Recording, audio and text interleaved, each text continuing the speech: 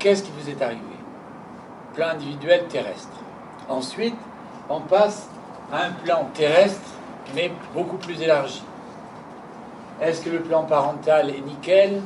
Le plan parental ou le plan génétique, c'est pareil?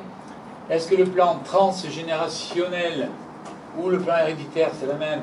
Est-ce que dans quel état vous êtes? Ou s'il y a une grosse pathologie, on va aller chercher les causes au-delà de votre individu dans le plan terrestre.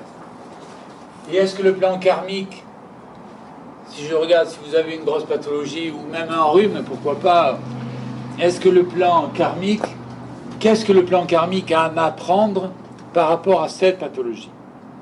Et donc vous allez voir si l'individu, si l'espace subtil de l'individu, son volume subtil, est-ce qu'il bouge, est-ce qu'il est en transe, est-ce qu'il se manifeste, alors que le corps ne bouge pas. Le corps sur la Terre ne bouge pas. Ça, c'est le plan terrestre.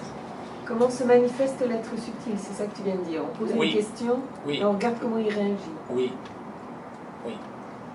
Et après, parce qu'il est là pour vous aider, hein, le patient. Et après, on sort du plan terrestre et on arrive dans un plan cosmique ou stellaire. C'est-à-dire, c'est le parcours de ce que vous appelez votre âme. Elle vient d'où? Est-ce qu'elle a rebondi sur plusieurs galaxies, ce qui est généralement courant? Enfin, courant pour certains, pardon. Parce que des plans stellaires, on n'en voit pas des masses. Parce que les êtres de notre Terre, ils viennent de ce monde. Ils sont nés de ce monde. Normalement, vous tous, vous devriez avoir une résonance stellaire, parce que vous venez d'étoiles. Certains d'entre vous viennent, comme quelques-uns d'entre nous, viennent directement des étoiles dans ce plan karmique de cette vie-là.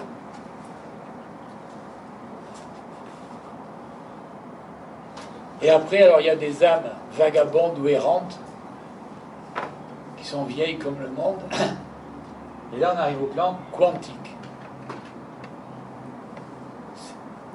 Et comme je vous l'ai expliqué hier, au départ, ce n'était pas des âmes, c'était des...